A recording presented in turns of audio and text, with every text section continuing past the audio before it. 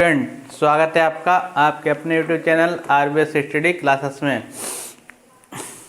हमारी सीरीज जो चल रही थी यूपी लेखपाल की, भावी लेखपाल नाम का से जो बैच चल रहा है यूपी लेखपाल के लिए, भावी लेखपाल नाम का जो बैच चल रहा है, ये बिल्कुल निःशुल्क ही बैच चल रहा है आप लोगों के लिए।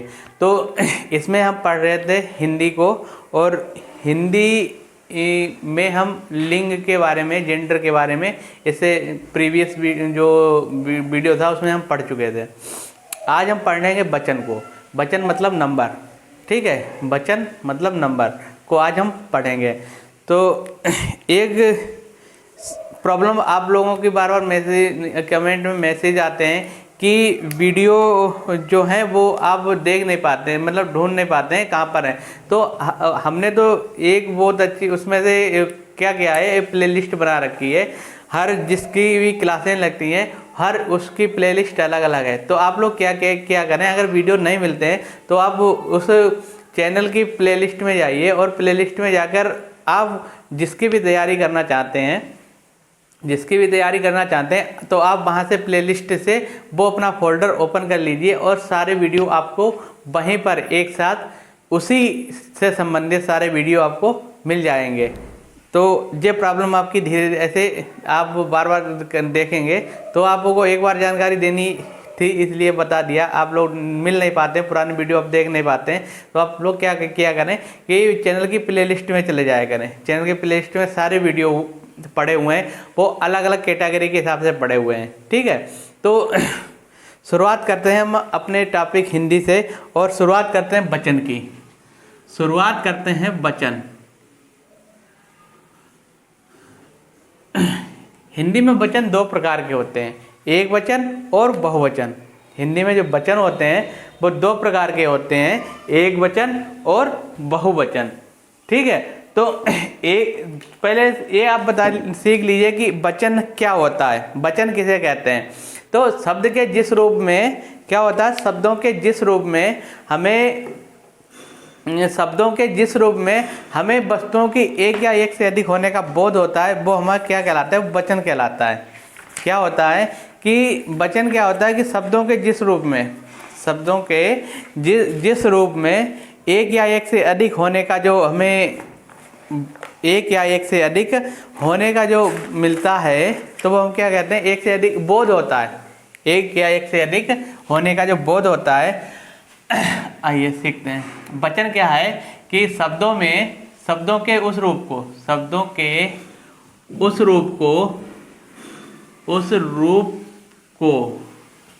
जिसमें वस्तुओं को जिसमें शब्दों के उस रूप को जिसमें वस्तुओं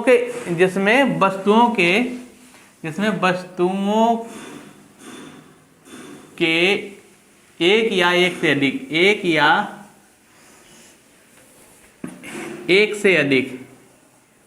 से अधिक होने का जो बोध होता है, एक से अधिक होने का जो बोध होता है, होने का बोध होता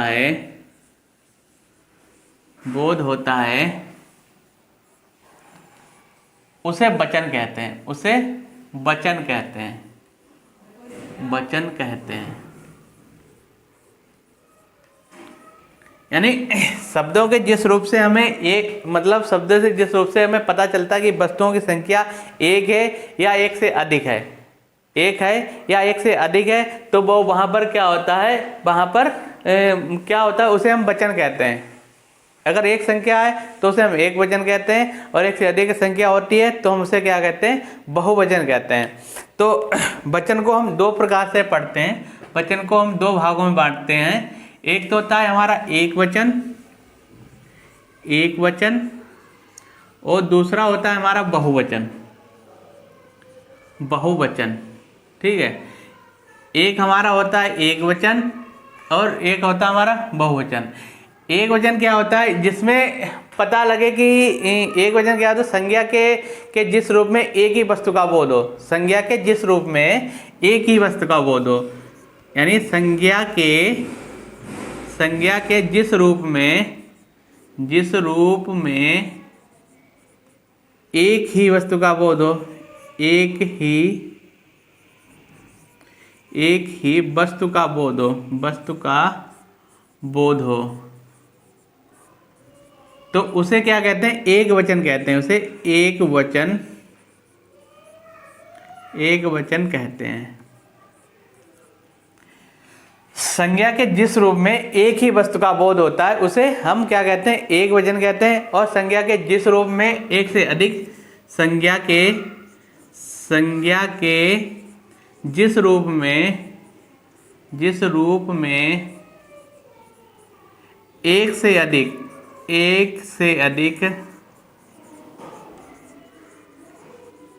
अधिक होने का बोध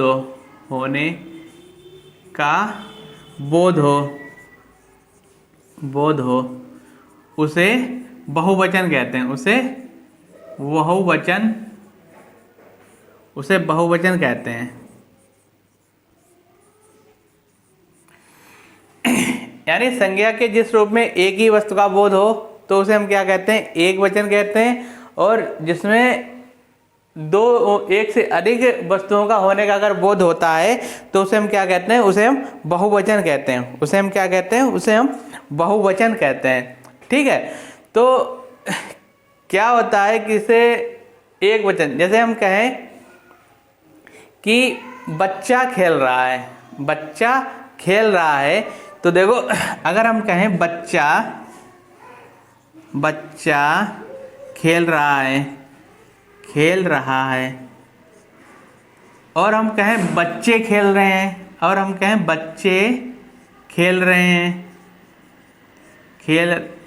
हैं, तो देखो इसमें क्या होता है कि संज्ञा के जिस रूप से एक ही वस्तु का, इसमें ये पता लगता है कि बच्चा की जो संख्या है, जो बच्चा है वो कितना है? एक है। यहाँ पर हमें पता लग रहा है कि बच्चा जो है वो एक है, और यहाँ पर बच्चे जो हैं एक से अधिक, यानी बच्चे जो हैं वो एक से अधिक हैं यहाँ पर, और जो बच्चा यहाँ पर था एक है, तो यहाँ पर ये एक वचन हुआ। और यहाँ पर बच्चे क्या शब्द हुए? जो बच्चा शब्द है जो क्या हुआ? बहुवचन हुआ। बच्चा शब्द जो हुआ वो क्या हुआ? बहुवचन हुआ। ठीक है, बच्चा शब्द जो हुआ ये बहुवचन हुआ। ये तो हो गया, होता है हमारा वचन। ठीक है, तो कुछ ऐसे शब्द हैं कि उनका बहुवचन नहीं बनता है।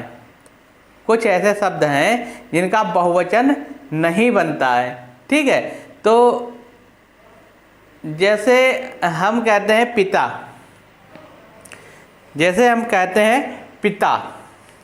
पिता, दादा, जैसे हम कहते हैं, जैसे कुछ शब्दों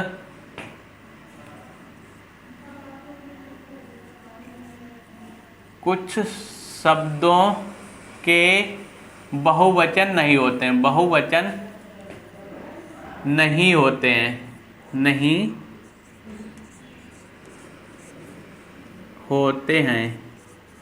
जैसे कुछ शब्दों के बहुवचन नहीं होते हैं, जैसे पिता। ठीक है, जैसे हमारा होता है पिता, दादा, ब्रह्मा, पिता, दादा, ब्रह्मा, पिता, दादा, Brahma, Shiva, Asia, Europe, Shiv,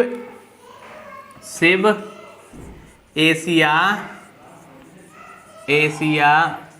Europe, Shiva, Asia, Europe, चंद्रमा। ठीक है, जैसे चंद्रमा, तो ये क्या हुआ कि इनके बहुवचन नहीं होते हैं।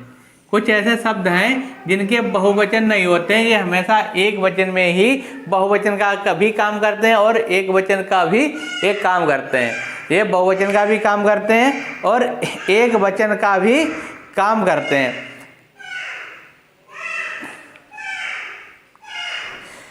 तो कुछ ऐसे शब्द होते हैं जो बहुवचन के स्थान पर क्या होता है कि बहुवचन के स्थान पर एक वचन का ही प्रयोग किया जाता है। जैसे कहते हैं लोहा बहुत उपयोगी धातु है, लोहा बहुत उपयोगी धातु है। तो यहाँ पर देखो लोहा क्या, बहुत सारा लोहा है, लोहा तो क्या है, बहुत सारा लोहा है, लोहा क्या है, बहुत सारा लोहा है, कि लोहा एक उपयोगी धातु है, ठीक है। और वो कुछ शब्द ऐसे होते हैं जो हमेशा बहुवचन में ही प्रयोग किए जाते हैं, बहुवचन में ही प्रयोग होते हैं, ठीक है। सदा बहुवचन, अगर उनका पूछा जाए इनका रूप क्या होगा, तो वो हमेशा बहुवचन के होते हैं। जैसे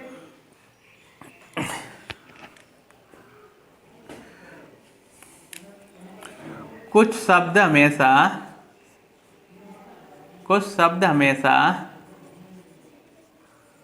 बहुवचन